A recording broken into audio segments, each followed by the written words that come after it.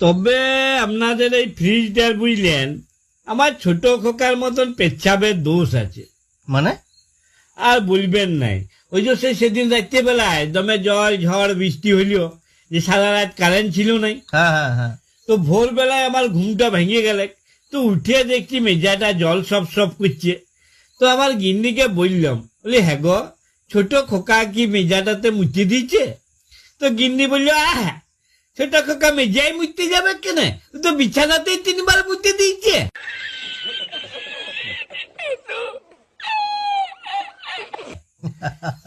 দিয়ে লাইটটা জ্বেলে দেখছি যে ফ্রিজের তোলা থেকে কলকল জল বেরোচ্ছে। সারা রাত ধরে বাবু মুছেছেন।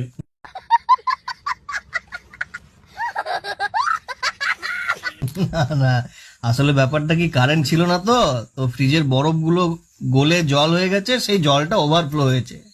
আচ্ছা একটা কথা আমাকে বলুন দেখনি, হ্যাঁ, এই ফ্রিজে তো হিমালয় পাহাড়ের মতন গাদা গাদা বরফ জমে কি করে? আসলে ফ্রিজের মধ্যে একটা মেশিন লাগানো থাকে, তার কাজ হচ্ছে ভেতরটাকে ঠান্ডা করা।